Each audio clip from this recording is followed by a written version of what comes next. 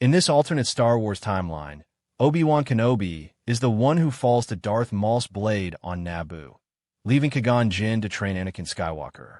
This change has profound consequences for the fate of the galaxy. The battle in the Theed reactor room was fierce, echoing with the hum and clash of lightsabers. Darth Maul moved with lethal precision, his double-bladed weapon spinning like a crimson storm. Qui-Gon Jinn and Obi-Wan Kenobi fought side by side, their blades flashing in unison. But in one swift, devastating moment, Maul shifted his attack. A sudden feint drew Qui-Gon back, and Maul's blade pierced Obi-Wan through the chest. The young Jedi's eyes widened in shock as the life drained from him, and he collapsed to the floor. Obi-Wan! Qui-Gon's voice broke, raw with grief. The sight ignited a fire within him, and he launched at Maul with a fury he had never known. The duel turned brutal, every strike from Qui-Gon driven by rage and heartbreak. Maul pressed his advantage, but the Jedi Master's will was unshakable. With a sudden surge of the Force, Qui-Gon disarmed the Sith, his green blade cutting cleanly through Maul's torso. The Dark Warrior fell in two, the echo of his fall swallowed by the reactor's deep hum. Qui-Gon rushed to Obi-Wan's side, cradling him in his arms, but the light in the young man's eyes had already faded. The victory felt hollow, a bitter wound carved into his soul. When the smoke cleared, Qui-Gon stood before the Jedi Council, his grief visible but his voice steady. He told them that Obi-Wan's sacrifice could not be in vain. He spoke of Anakin Skywalker, the boy with limitless potential, and insisted that he would train him personally. Some of the council hesitated, still wary of the boy's future, but Qui-Gon's conviction was unshakable. He vowed to honor Obi-Wan's memory by guiding Anakin toward the destiny he believed was his. That day, the galaxy shifted. The bond that would form between Qui-Gon and Anakin would shape the future in ways no one could yet see. But in the quiet of the night, when the battles were far away and the Senate's debates were silent, Qui-Gon would still hear Obi-Wan's final gasp, still see the moment when the young Jedi he had trained fell before his eyes. And he would carry that loss with him for the rest of his days. With Obi-Wan Kenobi gone, the weight of loss pressed heavily on Qui-Gon Jinn's heart. But the moment Anakin Skywalker stood before him, eyes wide with both fear and hope, Qui-Gon knew what path he would take. The boy had an energy unlike any he had felt in years. It was raw, untamed, but vibrant with the living force. He remembered the promise he made, to train Anakin, to give him the chance the Council was hesitant to allow. When Qui-Gon brought Anakin before the Jedi Council, the room was filled with tension. Mace Windu's gaze was sharp, Yoda's quiet sigh heavy with caution. They reminded Qui-Gon that the boy was too old, that his emotions ran too deep, and that attachment could lead to darkness. But Qui-Gon stood firm. He spoke not as a Jedi bound by tradition, but as a man who had seen the galaxy's truths beyond the walls of the temple. Obi-Wan believed in me when others doubted, he said softly, his voice steady despite the grief. I will believe in Anakin, no matter the risk. Yoda's eyes searched Qui-Gon's face for a long, silent moment before giving a slow nod. Reluctantly, the council agreed. From that day forward, Anakin was no longer just the boy from Tatooine. He became the Padawan of Qui-Gon Jinn, trained not with rigid rules, but with a deeper understanding of the Force as a living, breathing energy. Qui-Gon's lessons were different from those of other masters. He taught Anakin to listen to the whispers of the Force in the wind, to feel the pulse of life in the smallest creatures, and to act not out of fear, but out of compassion. The bond between them grew quickly, strengthened by shared laughter, quiet moments under starlit skies, and victories won side by side. Anakin found in Qui-Gon a guide, a friend, and a father figure he had never known. And Qui-Gon saw in Anakin not just a student, but a light that could one day balance the galaxy. Still in the shadows, danger stirred. The Sith were not gone. Their presence lingered, watching, waiting for the right moment to strike. Anakin Skywalker's life under Qui-Gon Jinn's guidance was unlike the path most Jedi knew. Where others taught discipline above all else, Qui-Gon encouraged freedom of thought and trust in the living Force. This shaped Anakin into a Jedi who questioned, who sought understanding beyond the strict walls of the temple. He was still young, but his skills grew quickly. His lightsaber techniques became sharper, his Force abilities more refined, yet his heart remained tied to compassion. Qui-Gon noticed the way Anakin would stop to help a stranger in the market or speak kindly to a frightened child after a battle. These were not weaknesses to him. They were signs of a deeper connection to the Force. But Qui-Gon also saw the dangers. Anakin's emotions were strong, his attachments powerful, and while Qui-Gon did not forbid them, he worked tirelessly to guide them toward empathy rather than fear. Their missions together took them across countless worlds. They brought peace to border disputes, rescued settlements from slavers, and mediated conflicts between species on the brink of war. Anakin thrived in this life, earning respect among the people they helped. Yet within the Jedi Temple, whispers began. Some masters saw Anakin's rise as proof that Qui-Gon was right. Others believed it was a dangerous gamble, one that could one day bring ruin. On Coruscant, Anakin would sometimes wander the streets at night, staring at the endless lights of the city. He dreamed of a galaxy without war, without corruption, without the suffering he had seen since childhood. Qui-Gon would remind him that such dreams were noble, but change came slowly, and the path to it was never without sacrifice. Still, Anakin could not shake the feeling that the galaxy needed more than patience. It needed action. He carried these thoughts with him in silence, not yet knowing how deeply they would shape his choices in the years to come. And far beyond the reach of the Jedi, dark forces continued to weave their plans, aware that the Chosen One's path was unfolding differently than they had foreseen. Anakin Skywalker's life under Qui-Gon Jinn's guidance was unlike the path most Jedi knew. Where others taught discipline above all else, Qui-Gon encouraged freedom of thought and trust in the living Force. This shaped Anakin into a Jedi who questioned, who sought understanding beyond the strict walls of the temple. He was still young, but his skills grew quickly. His lightsaber techniques became sharper, his Force abilities more refined, yet his heart remained tied to compassion. Qui-Gon noticed the way Anakin would stop to help a stranger in the market or speak kindly to a frightened child after a battle. These were not weaknesses to him. They were signs of a deeper connection to the Force. But Qui-Gon also saw the dangers. Anakin's emotions were strong, his attachments powerful, and while Qui-Gon did not forbid them, he worked tirelessly to guide them toward empathy rather than fear. Their missions together took them across countless worlds. They brought peace to border disputes, rescued settlements from slavers, and mediated conflicts between species on the brink of war. Anakin thrived in this life, earning respect among the people they helped. Yet within the Jedi Temple, whispers began. Some masters saw Anakin's rise as proof that Qui-Gon was right. Others believed it was a dangerous gamble, one that could one day bring ruin. On Coruscant, Anakin would sometimes wander the streets at night, staring at the endless lights of the city. He dreamed of a galaxy without war, without corruption, without the suffering he had seen since childhood.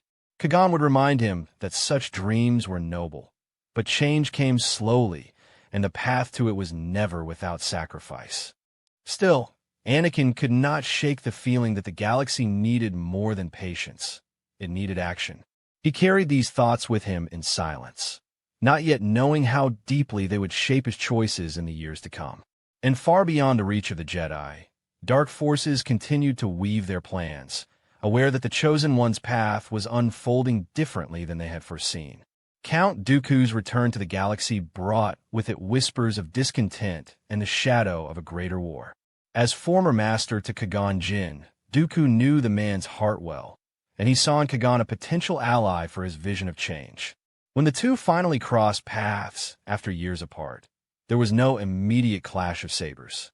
Instead, Dooku spoke with the calm of an old friend, his words laced with both truth and deception.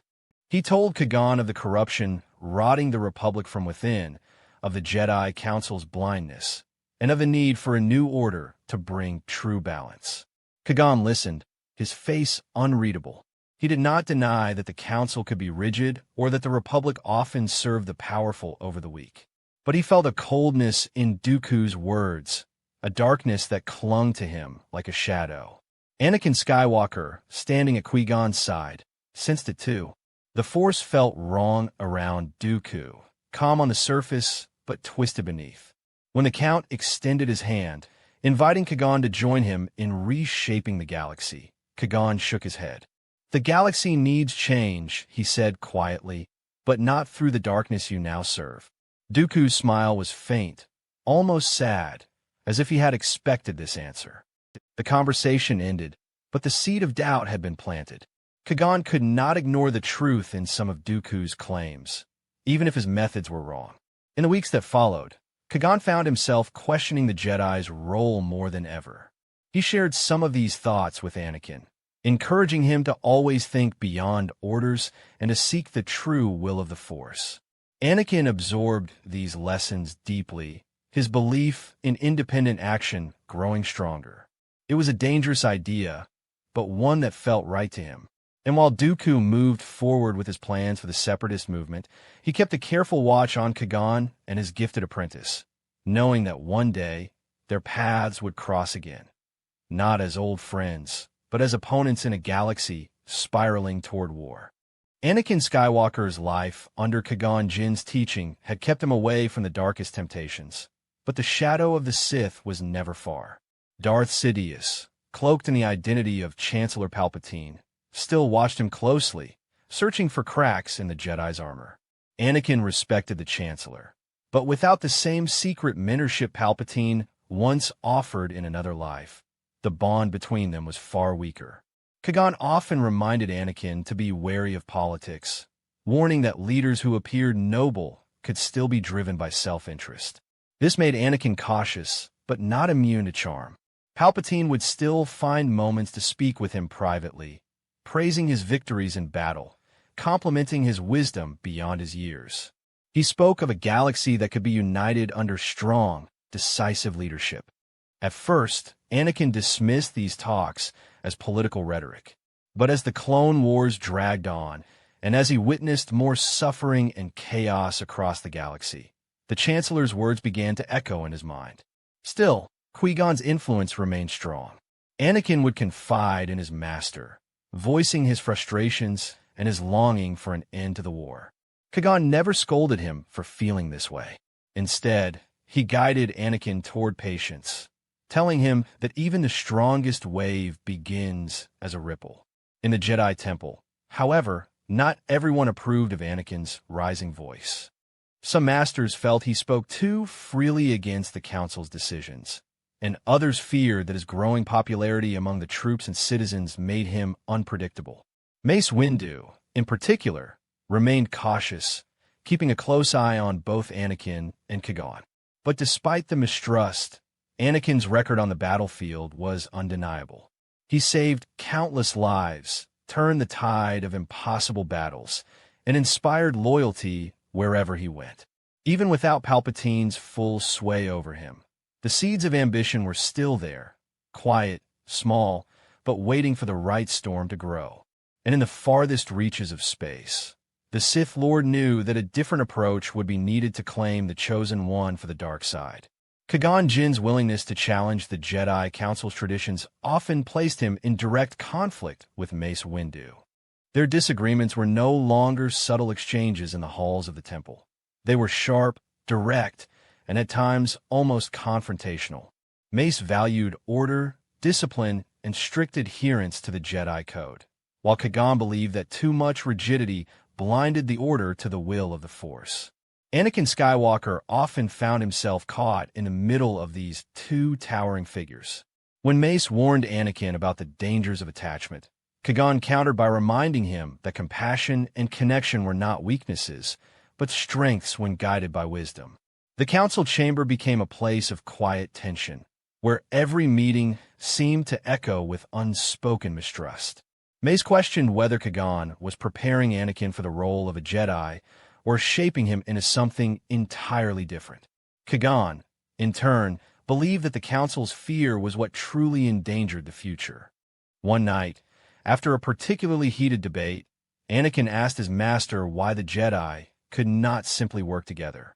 Qui-Gon placed a hand on his shoulder and told him that unity was only possible when each person was willing to listen, not just to rules, but to the truth the Force revealed. This lesson stayed with Anakin, though it did not erase his frustration. He could see the cracks forming within the Order, and he feared those fractures would one day split apart. Outside the temple, the galaxy continued to spiral toward conflict. The whispers of war between the Republic and the Separatists grew louder, and political games in the Senate only deepened mistrust. Through it all, Qui-Gon remained steadfast, guiding Anakin not just as a teacher, but as a protector from the pressures of politics and the Council's judgment. Yet even Qui-Gon could not shield him from everything. In the shadows, unseen eyes watched their bond grow, calculating how to use it when the time was right.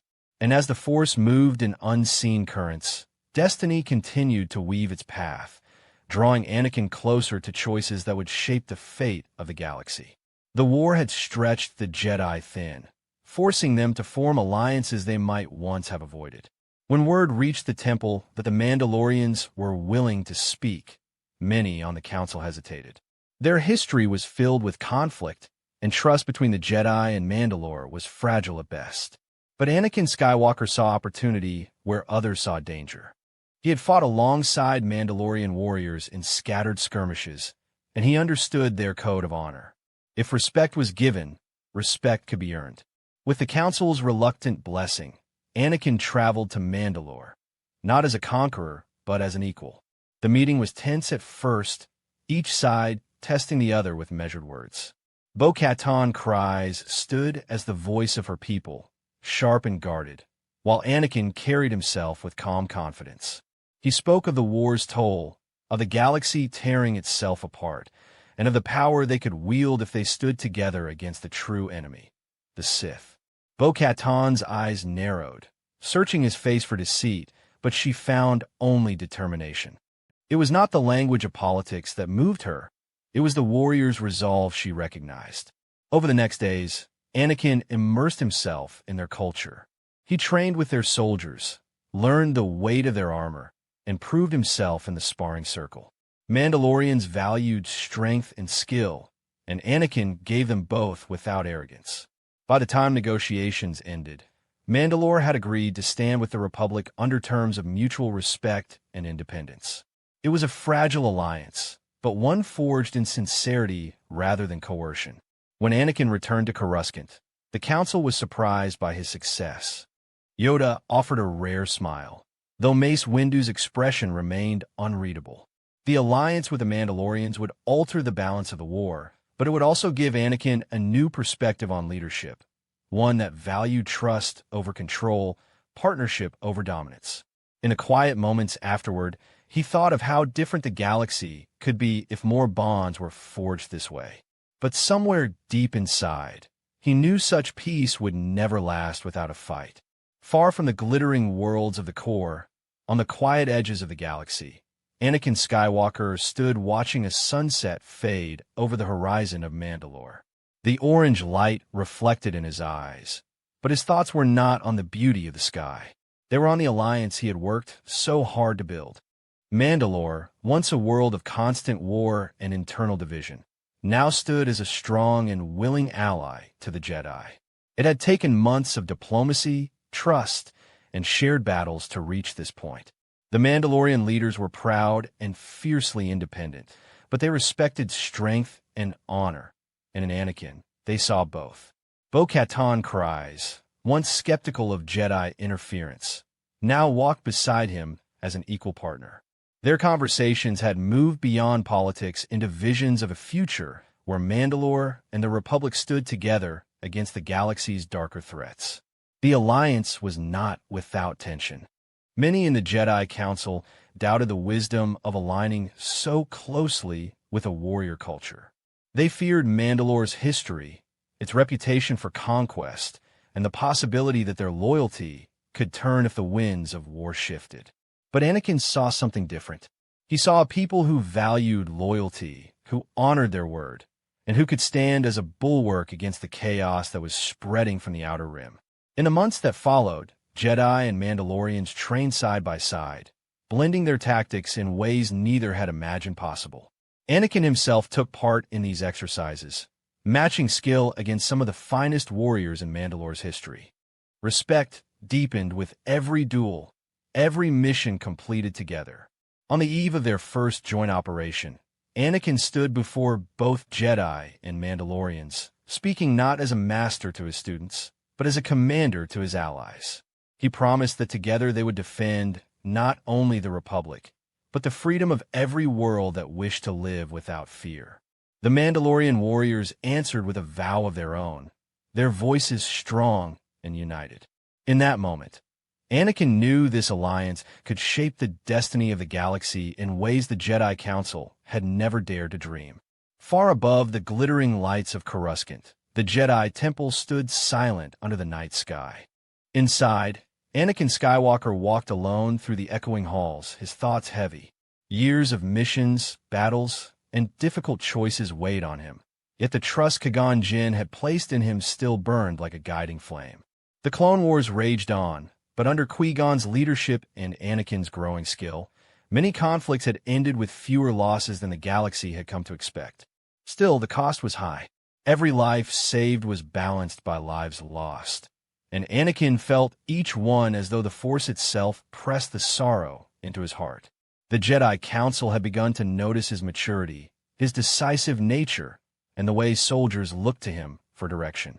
It was no longer unusual for generals and commanders to seek Anakin's advice before even consulting the Council.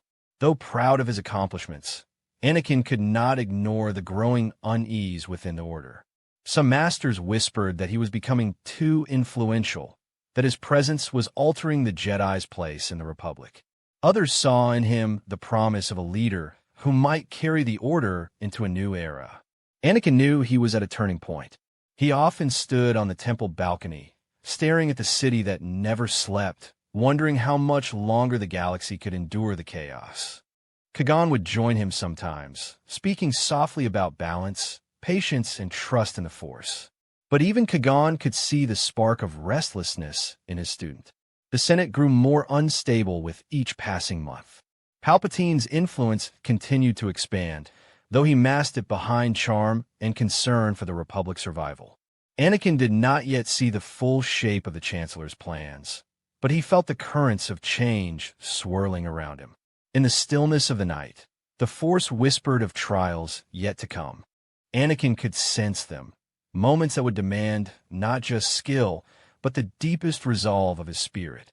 And in that quiet, he wondered whether the path he was on would lead to salvation for the galaxy, or to a darkness no one could yet imagine. Anakin Skywalker stood on the balcony of the Jedi Temple, the wind carrying with it the distant hum of the Coruscant speedways. Below him, the endless city stretched like a living sea of light, yet his thoughts were far from the skyline. The choices he had made had led him to a place no prophecy had fully prepared him for. The battles fought, the alliances forged, and the lines crossed in the name of peace weighed heavily on him.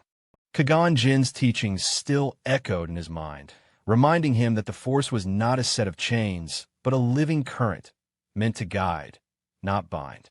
Yet he could feel how much the galaxy had changed since those early days. The Sith had been defeated in ways no one had foreseen, but the cost had been high. Friends lost, innocents traded for survival. Anakin wondered if this was truly the balance the Force had intended. The Jedi Order was no longer the same. Its rules had shifted, molded by necessity and by the choices made during the darkest days. Some saw him as a savior, others as a warning.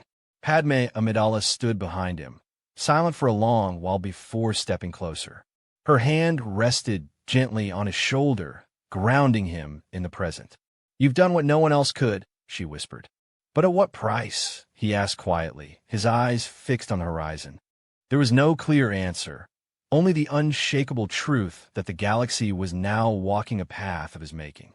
Somewhere deep inside, he knew the story was not over. Peace, fragile and fleeting, was never permanent. There would always be shadows waiting for the right moment to rise again. And when they did, Anakin would have to decide once more which path to walk, the one of the Jedi he had rebuilt or one entirely his own. The wind shifted, and in its whisper he thought he could hear both the voices of the past and the faint echo of the future calling his name.